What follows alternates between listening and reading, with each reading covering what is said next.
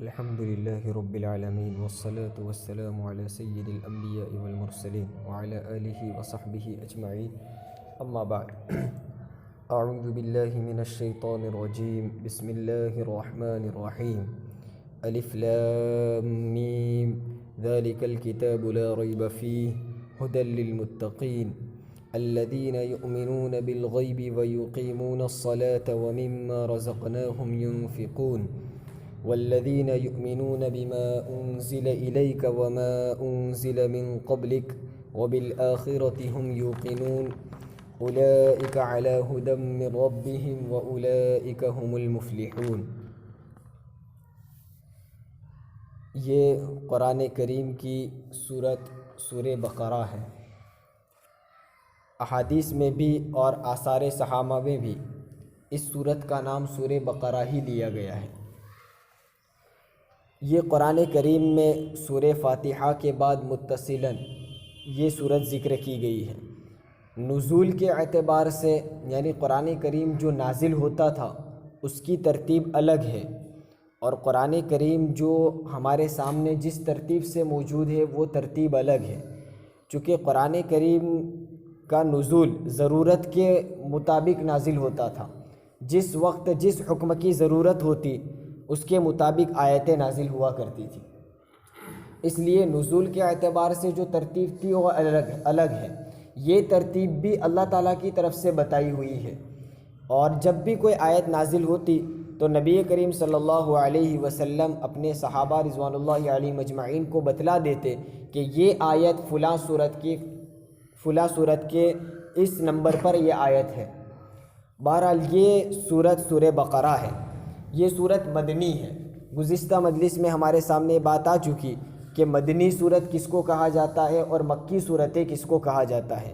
یہ سورت مدنی ہے، یعنی نبی کریم صلی اللہ علیہ وسلم کے مکہ سے مدینۃ المنورہ ہجرت کر جانے کے بعد نازل ہوئی. ہجرت کے بعد جب آپ صلی اللہ علیہ وسلم مدینہ تشریف لے گئے تو مدینہ جانے کے بعد سب سے پہلے اس سورت کے نزول کا آغاز ہوا، اور وقتاً فوقتاً مختلف موقعوں پر مختلف آیتیں اس کی نازل ہوتی رہی، یہاں تک کہ آپ صلی اللہ علیہ وسلم کے آخری زمانے تک اس سورت کی آیتیں نازل ہوتی رہی.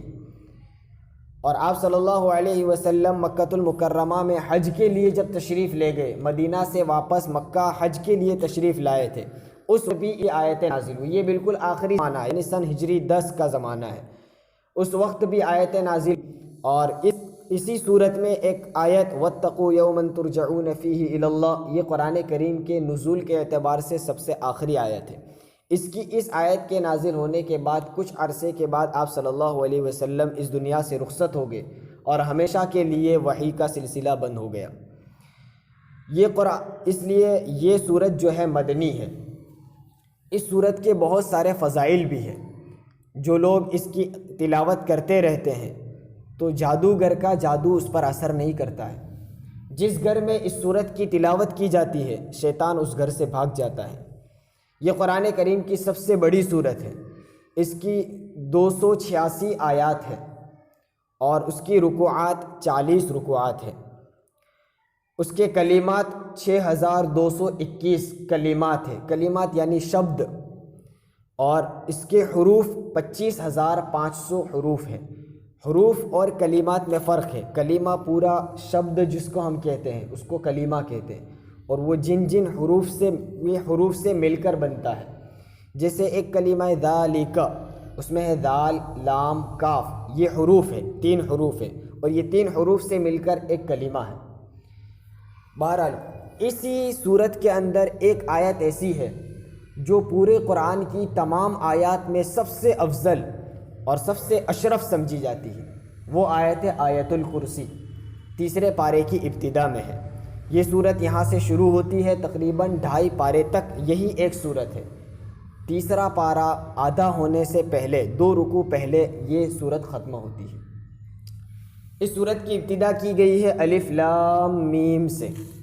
بہت ساری صورتوں کے شروع میں اس طرح کے کلمات ہیں، کہیں ہا میم، کہیں الف لام میم صاد، کہیں کاف ہا یا عین صاد.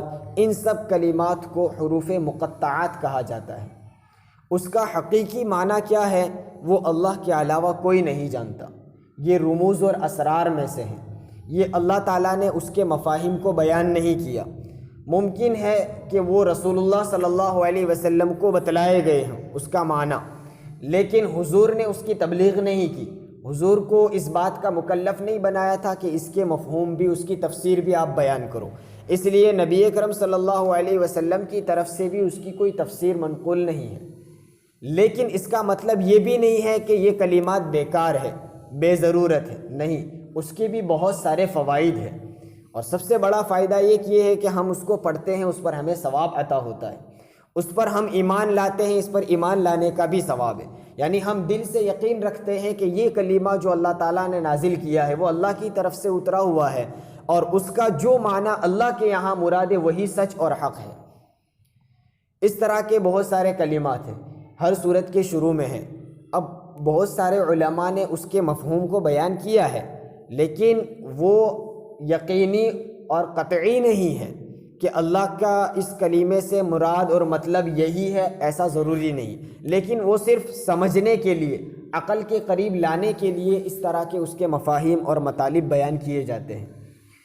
اس کے بعد ہے ذَلِكَ الْكِتَابُ لَا رَيْبَ فِيهِ هُدًى لِّلْمُتَّقِينَ، یہ وہ کامل کتاب ہے جس میں کوئی شک نہیں ہے، یہ سراپا ہدایت ہے تقوی والوں کے لیے۔ یہ آیت کا ترجمہ ہے۔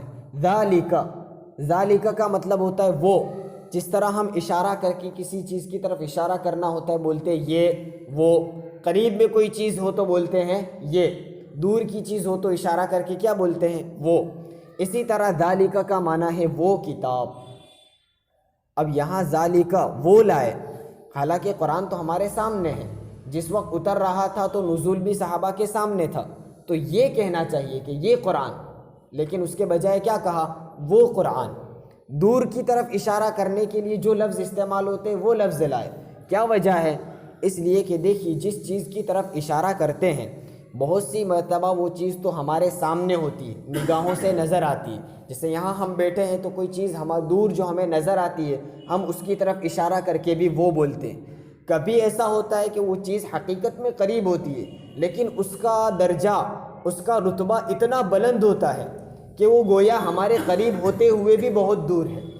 قرآن کریم کے مفاہیم، قرآن کریم میں جو بلاغت بھری ہوئی ہے، قرآن کریم میں جو ہدایت کی راہیں بتلائی گئی ہے، اس کے جو مطالب اور اس کے مضامین اتنے بلند و بالا ہے کہ ہم کہاں اور وہ کہاں، اس لیے لفظ استعمال کیا وہ، ذالک وہ کتاب، الکتاب یہ کتاب ایسی ہے جو کامل ہے، مکمل ہے، یعنی یوں سمجھ لو کہ جب تمہارے سامنے یہ کتاب آ گئی اب کسی چیز کی ضرورت نہیں، ساری ہدایتیں، ساری چیزیں اس میں بیان کی گئی ہیں، تو اس لیے یہ کتاب کیسی ہوئی؟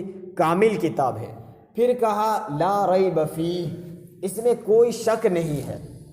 شک کہتے ہیں دل میں کوئی خلجان رہے، یقین نہ، سمجھ میں نہ آوے، اس کے اوپر اعتماد، بھروسہ نہ ہوتا ہو، ایسی چیز کو کہتے ہیں شک۔ لیکن یہ کتاب ایسی ہے جس میں ذرہ برابر بھی کوئی بھی شک نہیں ہے۔ یہاں شک کے دو مطلب ہیں، ایک مطلب تو یہ ہے کہ یہ منزل من السما ہونے میں، یعنی آسمان سے اتری ہوئی ہے، اس بات میں کوئی شک نہیں ہے، اس لیے کہ جب قرآن کریم اترتا تھا تو کفار مکہ آپ صلی اللہ علیہ وسلم پر اعتراضات کرتے تھے کہ یہ تو اپنی طرف سے بنا بنا کر سناتا ہے، یہ اللہ کا کلام نہیں ہے، محمد شاعر ہے، اپنی طرف سے کہانیاں گھڑ کے سناتے ہیں، اس طرح کے طعنے دینے لگے۔ حالانکہ ان کے سامنے بھی بات واضح تھی کہ آپ صلی اللہ علیہ وسلم کی زبان سے کبھی جھوٹ نکلا ہی نہیں ہے، اس لیے جب تک نبوت کا دعویٰ حضور نے نہیں کیا تھا وہاں تک آپ صلی اللہ علیہ وسلم کو لوگ صادق اور امین کہا کرتے تھے، لیکن جب قرآن نازل ہوا تو انہوں نے اعتراضات شروع کر دیے۔ جو لوگ ایمان لانا چاہتا بھی تھا تو اس کو دور کر دیتے کہ یہ کوئی خدا کا کلام نہیں ہے، یہ تو محمد کا گھڑا ہوا ہے۔ تو قرآن نے کہا ایسی بات نہیں ہے، یہ قرآن آسمان سے اترا ہوا ہے اور اس میں کوئی شک نہیں ہے۔ ایک مطلب تو یہ ہے۔ دوسرا مطلب شک نہ ہونے کا یہ ہے کہ قرآن کریم میں جو مضامین بیان کیے گئے ہیں، جو باتیں، جو احکام اور جو ہدایتیں بیان کی گئی ہیں، اس میں ذرہ برابر شک نہیں ہے، یہ بالکل یقینی اور سچے ہیں۔ اس لیے کہ شک کس کی بات میں ہوتا ہے؟ جس کے علم میں کچھ کمی ہو، بھئی کوئی آدمی جاہل ہے جس کو کچھ پتہ نہیں ہے، جس بارے میں اس کو کچھ علم نہیں ہے، اس بارے میں وہ باتیں کرنے لگے تو ہم کیا کہتے ہیں؟ اس کی بات کا اعتبار نہیں ہے۔ بھئی ابھی میں ڈاکٹری کی لائن سے باتیں کرنے لگوں کہ فلاں بیماری کے لیے فلاں علاج ہے، فلاں بیماری میں یوں کرنا چاہیے، تو لوگ میری بات کا یقین نہیں کریں گے، شک کریں گے کہ ہو سکتا ہے اس کی بات جھوٹ ہو، کیونکہ اس کو کیا معلوم، وہ تھوڑا ڈاکٹر ہے۔ تو جس کے علم میں کمی ہو، جو جاہل ہو، جو نہ سمجھتا ہو، یا جس کی عقل میں کمی ہو، شعور نہ ہو، سمجھتا نہ ہو، ایسے آدمی کے کلام میں، ایسی ذات کے کلام میں شک ہوتا ہے۔ یہ کلام تو اللہ کا ہے جس کا علم کی کوئی انتہا نہیں، جس کے اندر نسیان، بھول جانے کی کوئی بیماری نہیں، جس کی طرف سے غلطی ہونے کا کوئی امکان نہیں ہے، اس لیے اس کی ذات سے نکلے ہوئے کلام میں بھی ذرہ برابر شک نہیں ہو سکتا ہے۔ ہم قرآن کریم کو جوں پڑھتے جائیں اور سمجھتے جائیں، ساتھ ہی ساتھ اللہ سے اس کے متعلق مانگتے بھی جائیں کہ جب ہم نے یہ پڑھا کہ قرآن کریم میں ذرہ برابر شک نہیں ہے، ہم اللہ سے یہی مانگے کہ اللہ قرآن کے متعلق شکوک و شبہات کا شکار ہونے سے ہمیں بچا۔ ہمارے دلوں میں اگر کوئی شک آتا ہے تو اس کو دور کر دے۔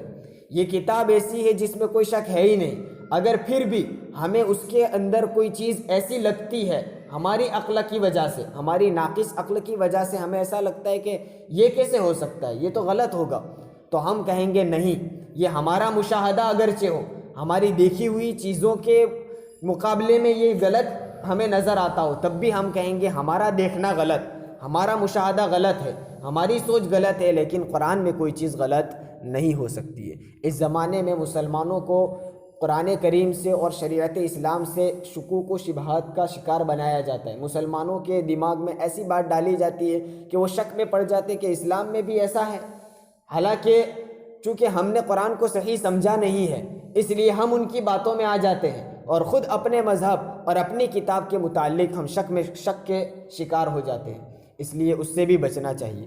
آگے کہا ہدی للمتقین، یہ سراپا ہدایت ہے تقوی والوں کے لیے۔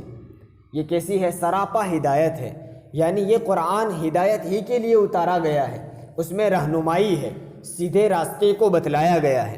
اس سے پہلے والی سورہ فاتحہ جو ہے، اسی میں کہا گیا اہدنا الصراط المستقیم، ہمیں سیدھا راستہ بتلا، اللہ سے مانگا گیا۔ فوراً اس کے بعد اس سورت کی ابتدا میں بتلایا کہ دیکھیے جس ہدایت کو آپ اللہ سے مانگ رہے تھے، اللہ تعالیٰ نے کہا ہم نے آپ کو ہدایت کے لیے کتاب دے دی ہے، یہ ہدایت ہے، اس کو سمجھو اور اس پر عمل کرو، تمہاری زندگی کامیاب ہو جائے گی، دنیا میں بھی آپ کو کامیابی ملے گی، آخرت میں بھی آپ کامیاب ہو جائیں گے۔ تو یہ سراپا ہدایت ہے، اس میں گمراہی کا نام و نشان نہیں ہے۔ لیکن یہ کس کے لیے ہے؟ آگے کہا للمتقین، تقوی والوں کے لیے ہے۔ ویسے یہ قرآن تو سب کے لیے اترا ہے، پوری مخلوق اس سے فائدہ اٹھا سکتی ہے، لیکن دیکھیے صرف کسی چیز کا مل جانا یہ فائدہ نہیں ہوتا ہے، اس سے ہم فائدہ اٹھائیں تو ہمارے لیے وہ کام کی چیز ہے۔ میرے پاس کوئی چیز ہے، میرے پاس یہ موبائل ہے، تو یہ موبائل کو میں صحیح طور پر استعمال کروں، اس کے جو فوائد ہے اس کو میں حاصل کروں، تو میں کہوں گا کہ یہ میرے لیے کام کی چیز ہے۔ لیکن میرے پاس یہ چیز تو آ گئی، میں اس سے نہ کسی کو کال کرتا ہوں، نہ کسی کا کال ریسیو کرتا ہوں، نہ اس سے کوئی فائدہ نہیں اٹھاتا ہوں، تو میرے لیے وہ فائدے کی چیز نہیں، حالانکہ ہے یہ فائدے کی چیز جب تک اس کو صحیح استعمال کیا جائے، لیکن اس کا فائدہ نہ اٹھائیں تو پھر وہ ہمارے لیے فائدے کی چیز نہ رہی۔ تو یہ بھی ہے تو سب کے لیے ہدایت، لیکن اس ہدایت سے فائدہ وہ لوگ اٹھاتے ہیں جو تقوی والے ہیں۔ یہ مطلب ہوا ہدی للمتقین کا۔ لیکن تقوی والے کہتے کس کو ہیں؟ تقوی والے اس سے فائدہ اٹھائیں گے، تقوی والے ہے کون؟ یہ بھی سمجھنا چاہیے۔ دیکھیے تقوی کا بہت وسیع مفہوم ہے اور اس کے بہت سارے درجات ہیں۔ اس کا کم از کم اور چھوٹے سے چھوٹا درجہ ایمان لانا ہے۔ ایمان لانا بھی ایک تقوی ہے، چونکہ تقوی کا ویسے معنی ہوتا ہے بچنا۔ ہم ایمان لا کر کفر کی گندگی سے بچ گئے، ہم ہمیش کی جہنم سے بچ گئے، یہ بھی ہمارے لیے ایک قسم کا تقوی ہے۔ لیکن پھر اس میں درجات ہیں، بہت سی مرتبہ ایمان لایا لیکن گناہوں سے نہیں بچتا ہے تو وہ کامل تقوی نہیں ہوا۔ ایمان بھی لے آیا، ناجائز اور حرام کاموں سے بچتا ہے تو اس کا تقوی اس سے بلند ہوا۔ کوئی ایسا آدمی ہے جو ناجائز سے بھی بچتا ہے، مکروہات سے بھی بچتا ہے، اس کا تقوی اور بلند ہوا۔ کوئی ایسا آدمی ہے جو مکروہات، ناجائز، حرام ساری چیزوں سے بچتا ہے، یہاں تک کہ جس چیز کے اندر شبہ ہو اس سے بھی بچتا ہے، تھوڑا سا شک بھی ہو کہ بھئی ہو سکتا ہے یہ گناہ کا کام ہو، اس سے بھی دور ہو جاتا ہے، اس کا تقویٰ اور زیادہ بلند ہوگا۔ تو یہ تقویٰ کے درجات ہیں۔ تو یہ ہدایت وہ لوگ اس کتاب سے ہدایت وہ لوگ حاصل کریں گے جو تقویٰ والے ہیں۔ اللہ تعالی ہمیں بھی تقوی کی صفت سے نوازے۔ اب دیکھیے یہاں کہا کہ تقویٰ والے ہدایت، تقویٰ والوں کے لیے یہ ہدایت ہے، اس سے فائدہ وہی لوگ اٹھائیں گے جو تقویٰ والے ہیں۔ حالانکہ قرآن کے سے ذریعے سے جو فائدہ اٹھائے گا، اس پر عمل کرے گا، وہ تقویٰ والے بنیں گے۔ یہ آیت سے تو پتہ چلتا ہے کہ پہلے تقویٰ والے بنیں گے، پھر قرآن سے فائدہ اٹھائیں گے۔ حالانکہ قرآن سے جو فائدہ اٹھائے گا وہ تقویٰ والا بنتا ہے۔ تو پھر یہ متقی کیوں کہہ دیا کہ متقی لوگ ہی اس سے فائدہ اٹھائیں گے؟ یہ اس لیے کہا کہ اس کو کہتے ہیں بعد میں آنے والی چیز ہو اس کو بھی پہلے سے بول دیا جاتا ہے۔ یعنی یہ قرآن کریم پر جو عمل کرے گا، اس سے رہنمائی حاصل کرے گا، وہ متقی بن جائے گا۔ دیکھیے جیسے کوئی ایک بک ہے وکالت کے تعلق سے، اس میں ساری وکیل بننے والوں کے لیے اس میں سارے اصول، قاعدے، سب چیزیں لکھی ہوئی ہے۔ اب اس کو وہ آدمی پڑھتا ہے جس کو وکیل بننا ہے، اس سے وہ فائدہ اٹھاتا ہے، اس کو بار بار دیکھتا ہے، اس کو پڑھتا ہے، اور پھر دوسری ساری چیزوں سے فائدہ اٹھاتا ہے اور وکیل بنتا ہے۔ اب دیکھیے وہ ایک کتاب ہے، ایک بک ہے، لیکن ہم کیا کہتے ہیں؟ میرے پاس وہ بک ہو تو آپ کیا کہیں گے؟ یہ بک تیرے کام کی نہیں ہے، وکیلوں کی کام کی ہے۔ بھئی وکیلوں کے کام کی کہاں ہے؟ وکیل تو وہ بن گیا، وکیل بننے سے پہلے کے کام کی ہے۔ لیکن ہم کیا بول دیتے ہیں کہ یہ کتاب وکیلوں کے کام کی ہے، کیونکہ اس بک کو پڑھنے کے بعد آدمی وکیل بن جاوے گا، تو بعد میں جو چیز بنتی اس کو بھی پہلے سے بول دیا جاتا ہے۔ اسی طرح یہاں کہا کہ یہ قرآن ایسی کتاب ہے کہ جو لوگ اس کو پڑھیں گے، اس پر عمل کریں گے، اس کو صحیح معنی میں سمجھیں گے، اللہ تعالیٰ اسے تقوی کی صفات سے نوازے گا اور اللہ تعالیٰ اس سے راضی ہو جائے گا۔ تقوی کا آسان مفہوم یوں سمجھیے کہ گناہوں سے بچنا اور نیکی کے کام کرنا، جن کاموں کا اللہ تعالیٰ نے حکم دیا ہے اس کو بجا لانا، اس کو پورا کرنا، اور جن کاموں سے روک دیا ہے اس سے دور رہنا، یہی ہے تقوی۔ ہم عام طور پر سمجھ لیتے ہیں کہ تقوی بہت بڑی چیز ہے، وہ ہم حاصل نہیں کر سکتے، وہ تو بڑے بزرگوں کا کام ہے۔ ایسی بات نہیں ہے۔ تقوی کی صفات ایک ریڑھی والے میں بھی ہو سکتی ہے، اور بہت سی مرتبہ ایک بڑے عالم میں بھی نہ ہو، ایسا بھی ہو سکتا ہے۔ تقوی کوئی ایسا مشکل کام نہیں ہے کہ جو ہم اپنا نہ سکے۔ تقوی کا مطلب میں نے بتایا نا کہ اللہ نے جن کاموں کا حکم دیا ہے اسے پورا کرو، اور جن کاموں سے روک دیا ہے، منع کر دیا ہے، اس سے دور رہو، بس یہ تقوی ہے۔ اللہ تعالیٰ ہمیں بھی تقوی کی صفات سے نوازے۔ یہاں چند باتیں جو آئی، ایک تو یہ کہ قرآن کامل کتاب ہے جس میں کوئی شک نہیں ہے۔ ہم اللہ سے مانگے کہ اللہ تعالیٰ شکوک و شبہات کا شکار ہونے سے ہماری حفاظت فرمائے۔ پھر کہا یہ ہدایت ہے، سراپا ہدایت ہے۔ اللہ تعالیٰ ہمارے لیے بھی ہدایت کا ذریعہ قرآن کو بنا دے، ہم اس کے ذریعے سے ہدایت پانے والے بن جائیں۔ اور ایک بات کہ یہ تقوی والوں کے لیے، ہم اللہ سے کہیں اللہ تو نے یہ کتاب تقوی والوں کے لیے ہدایت کا ذریعہ بنایا ہے، ہم محتاج ہیں، ہمیں بھی تقوی کی صفت سے نواز دیں۔ اللہ تعالیٰ عمل کرنے کی توفیق عطا فرمائے۔ سبحان اللہ و بحمدہ، سبحانک اللہم و بحمدک۔